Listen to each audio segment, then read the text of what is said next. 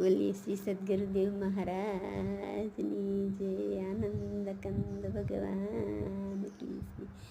જગતજનની શ્રી માતા કી જય.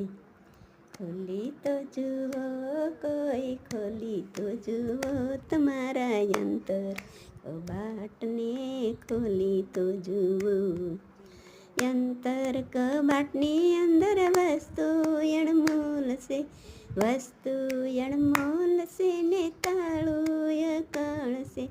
સદગુરુ પાસેથી સાવી લઈ તો જુઓ તમારા અંતર કબાટને, ખોલી તો જુઓ.